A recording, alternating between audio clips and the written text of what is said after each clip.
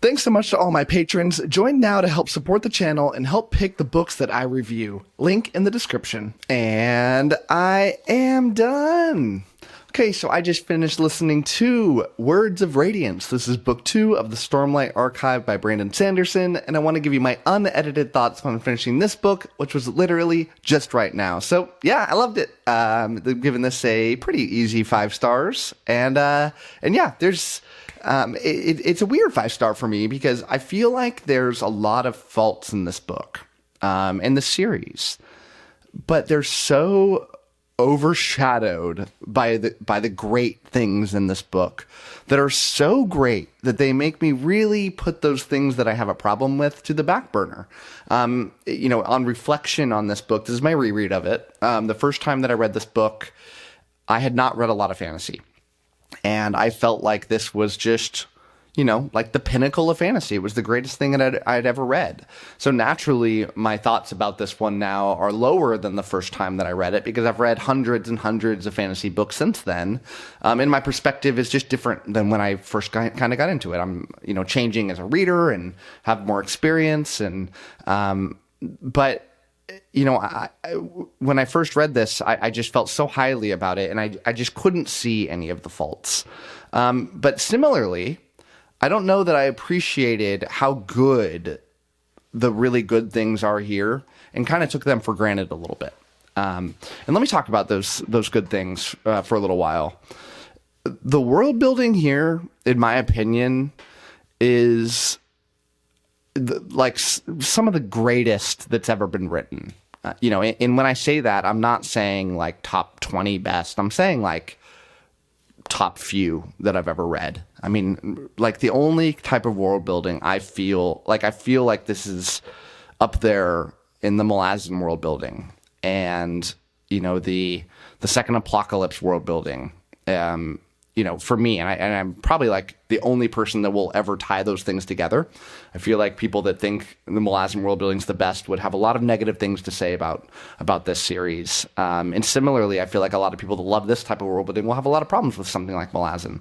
They're very different, and I love them both for what they are. What Stormlight's been able to do for me is to take and truly create this completely alien world and by alien, I mean that it has so many unique concepts to it that make it its own thing and different from what we're used to, while also keeping it very accessible and understandable.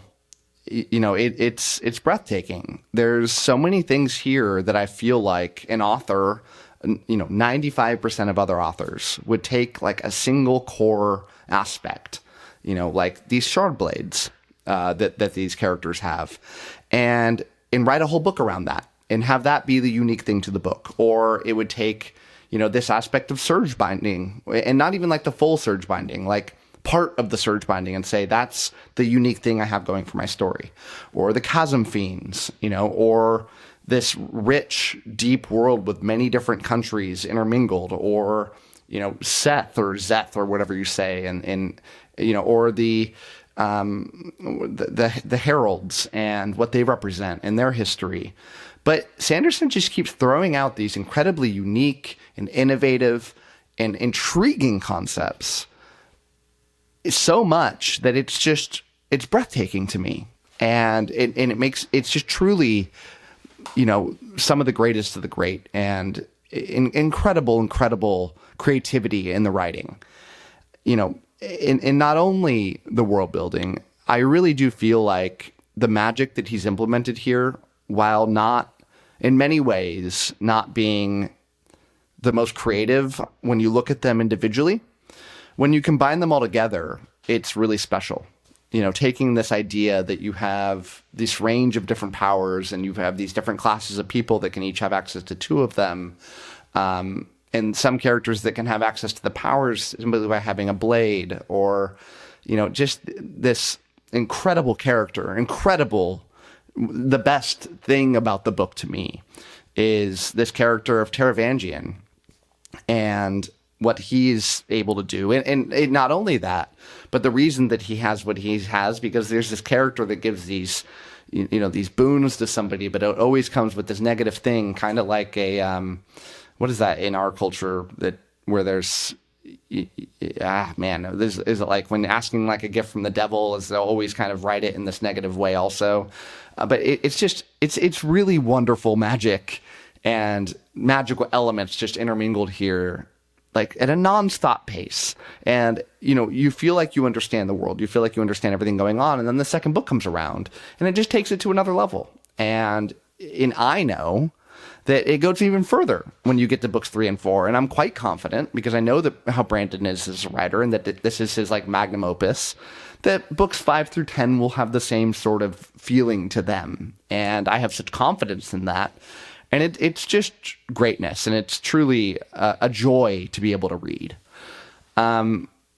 Similarly, I would feel like a lot of these characters, not all of them, but a lot of these characters feel extremely well put together. By nature of this series being so long and the books being so long and spending so much time with these characters, but also Brandon's willingness to have all of these characters go through a significant amount of change, which is a hard thing to do for a lot of authors. A lot of authors will have it being really shoehorned in, or the character that starts the series will kind of be the same character that finishes the series. But Sanderson is an extremely good writer. He knows that a compelling character is one that undergoes this change, whatever it may be. And sometimes the change is a little bit beaten over your head, and with too many pages and chapters and sections of books where you're begging the character to finally go through that change that that they will go through. And part of this is because I have it on a read, but I also feel like, once you've read a lot of fantasy, you probably feel pretty similarly if you're reading this for the first time. Is you'd be like, okay, get to the inevitable conclusion here. We've gone through you're leading me by the nose for so long here, Brandon. But that's fine, because he gets there eventually, and when he does, it probably makes it that much richer, because you've had that feeling of wanting to get there so much that finally when you do, it's that great release of feeling, right? And so yeah, it's I feel like that's great. I feel like the writing of Sanderson has been very criticized by more experienced fantasy readers. Will like to point at Brandon as this very novice prose. I don't necessarily agree or disagree. I feel like Brandon does some interesting things with his prose where it's not too complicated, but he brings in these extremely memorable quotes and these philosophical looks at life that are well done. But also, and I think intentionally is my guess, he writes it in a way that he knows appeals to the masses. He's writing these to be, the Marvel movies of books, where anybody from any age group above a base level will find enjoyment here. And, and there's something to appreciate about that as well. Whereas something like, and I'm going to tie it to this, which I feel like is a very different series, but something like 𝐒𝐿, will probably be very unenjoyable to people under a certain age, me included. I'm not, claiming I'm some genius. I'm certainly not. But I would not have gotten the enjoyment I got out of 𝐒𝐿 had I read it when I was like a teenager. A lot of things just wouldn't have hit me the same. Not because I didn't really understand them, and I think most people would agree with this, but because I hadn't gone through the life experiences to really make that impact on me yet. But yeah, so, I'll also want to say from the positive perspective that I did this in audiobook. The first time I did these all in physical book. In fact, the Way of Kings reread that I did that in physical book as well. I decided to go audiobook here. I've heard really good things about the audiobook, but I was very nervous because my perception of this series was one in that I would not get enjoyment out of this side of the audiobook, regardless of how good the narration was. Because for me, I don't just sit down and listen to an audiobook. I don't lay in my bed and just listen. My wife does. And she focuses on her audiobooks, and she really gets and so she can, she happens to read, what's it called? Fantasy romance novels. What are they called? There's a name for this. I don't know how I'm missing this, but whatever. She reads those. But she reads it with such intention that I know that if she read something more complicated, that she'd be able to pick up on everything. I don't. I'm driving, or I'm doing chores around the house, or I'm playing like a platform or video game that I can kind of turn my brain off on the video game and do more focusing, but I'm always doing something. So I try to only listen to audiobooks that I know will be a little more simple, single perspective, not a ton of characters, not a ton of jumping around, not a ton of names. And I had this idea that this series was that harder type of fantasy to follow along. And I was wrong. Now, I feel like this is somewhat of a dig at the series as well. I'm not meaning it like that. But this is very easy to follow along with in an audiobook. I think I'm understanding more now just why this series is so mega popular. Because it really can be picked up and enjoyed by so many different kinds of people. And I think that's a blessing and a curse to the series. But more a blessing, and certainly more of a blessing to Sanderson, who's able to become this mega, mega huge author, which is great for him, right? But doing it on audiobook was a really, really great joy. And the audiobook narrators themselves, I thought, were very well done. I feel like the guy that does the audiobook, I feel like it's Michael Kramer. I also heard him doing the Mistborn books that I did on audiobook. I've done 2 of them now. I still have to read the 3rd one, The Hero of Ages. But so I'm guessing he does most of the Sanderson books, but also this woman came in. I think it's Kate reading, and I feel like they're married. I feel like I heard that. And it's really nice because there's so many different characters in this book to have that, a woman and a man being able to do the different voices. Now, they did the strange thing here where they didn't just say, Kate, you're going to do all the women, and Michael, you're going to do all the men. What they did was saying, Michael, whenever there's a POV chapter of a man, like a Dalinar or a Adolin or a Kaladin, you're going to be the one that does that. And when women are in here, you're going to do the woman's voice. And Kate, whenever we're doing a woman chapter, namely Shallan here, that you're going to be the one that does that chapter. And so what you get is both of these different voice actors oftentimes giving their rendition of the same character. Kaladin will be told from Kate's perspective when he is in a scene with Shallan. And when she's doing it. And I feel like me saying it out loud comes off weirder than it is. I actually didn't even really pick up on how odd of a choice that was until much later on in the book. So credit to them, they pulled it off. But I feel like just naturally the obvious thing to do would be to join in on each of the chapters and have that consistent voice go through. But it works. I don't know why they did it. I feel like it might work better if they did what I'm suggesting, but it didn't take away from anything, and they were good audiobook narrators, not, the pinnacle of audiobook narration, but better than normal, which is all I'm really looking for, and more than what I'm looking for. I want serviceable, and I got a lot better than that. So, and I got the realization that this series is very easy to follow along, even though there's a lot of different concepts here, in part because and this goes to one of my negatives, Sanderson really beats your head with these concepts. He won't just throw something out there and you got to remember it. If he wants you to remember something, he's going to tell you 10 times. When he wants an author to have some realization about themselves and undergo this great change, they're going to go on a journey that takes many, many, many, many chapters. And on the reread, I found myself often going, when are you finally going to get there? And it felt like it was just too long. I feel like this book truly could have been better had it shaved off a couple hundred pages. Not a ton, and that feels like a lot, but this is a very long book. Not cut this thing in half or anything like that, but it just felt like these characters could have got to their inevitable conclusions faster than they did in many ways. I also feel like I really enjoyed the Kaladin flashback chapters in the first book a lot more than I enjoyed the Shallan chapters in the second book. Now, I love the character of Shallan. In fact, I like the character of Shallan more than I like the character of Kaladin. And when it's to her present time chapters, I found them a joy to read. It's just when they did the flashback chapters for Shallan, I wasn't connecting with the story they were trying to tell. It felt like it was really wanting to show the ending to that arc as opposed to, and again, it just felt like and I keep saying this, but especially in those chapters, it was like over and over and over giving us the same themes and the same messages and the same story, I feel like, just told in different ways. And it made me want to gloss over them. But it made me want to skip them and get to the last couple of them where the major moments finally happen. I know I'm bouncing all over the place here, but it's a big book and I don't write down any notes. I forgot to mention about one of the superpowers that Sanderson has, two of them.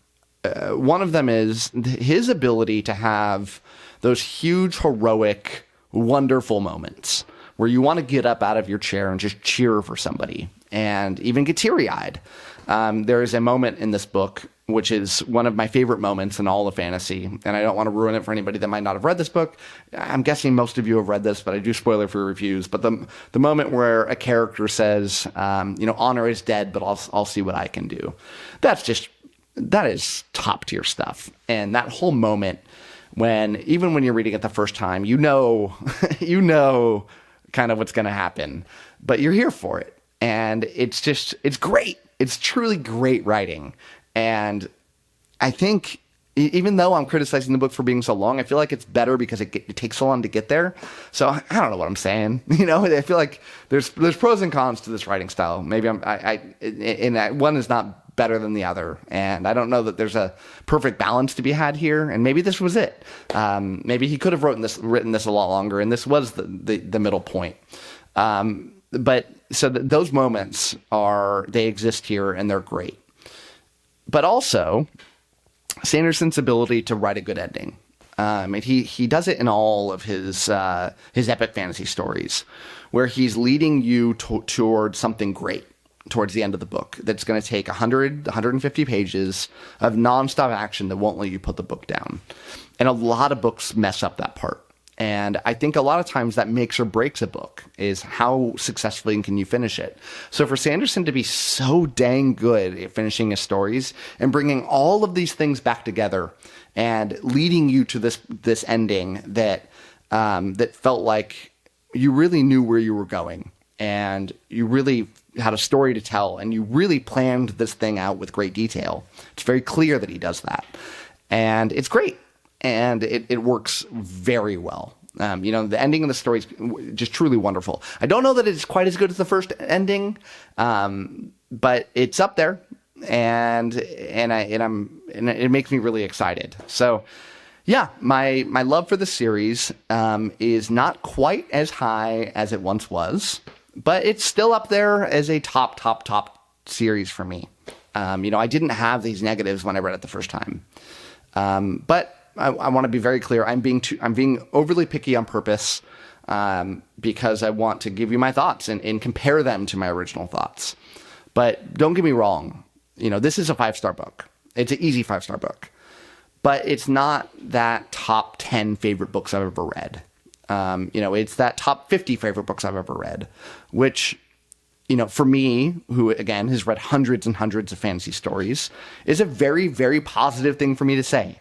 I've given over 100 5-star reviews in my life. So to say that this is, upper tier of those 5 stars is a very positive thing. But even then, I feel like I didn't like this book as much as, most Sanderson fans. And that's okay. But I'm not falling out of love with the series or this author, I feel like. I do feel like this is the one series of his that I think is by far the best. And we'll see if that changes over time. The tie-ins between the other books that go into this one, I feel like are very perfectly done. My problem I had with the Mistborn Era 2 was I felt like they were very overly done. But it feels subtle and nice, and you pick up on it when you need to, but it's not necessary to the enjoyment out of it. It makes it really nice on a reread and knowing who some of these characters are that might pop up in different books. And, hearing a, magical talking sword exists in other worlds or who these, so it all works really well. And I'm really excited to keep going. My enjoyment of the third book, Oathbringer, is the only story in this that I didn't give 5 stars the first time. And I'm almost feeling like I'll have the opposite perspective, that I'll like it more this next time than I did the first, but we'll see. I'll be doing it on audiobook. I want to go through that. I flew through this book because it's, it's long, but I was addicted to it, and I wanted to, keep moving through it. So, audiobook I feel like is the way to go here, especially for a reread when you don't really need to pay as close attention because you get the things they're trying to do. But yeah, I'm excited. And so yeah, that's all I got to say here. Thank you so much for watching this review. And as always, happy reading to you. Thanks again to all my patrons, with a special shout out to my Ascendant tier and Librarian tier patrons: Amy, Alex P, Anna G, CJ, Doused, Darren, Daniel O, JD, Jonathan, Josh, Nathan T, Ned's Book Channel, 𝗏𝗏𝗏, Ron Reich, Russell, Ryan L, Sydney Baker, Slay, Tahir, Anna, Andra, Blair, Brock, Evan, Joe UK, Kat Mick, Marcus, Michael Sugarman, and Sky. Thanks for sticking to the end of this video, and if you want to watch some more content from my channel, click over here and I've got some good videos for you. Thanks so much.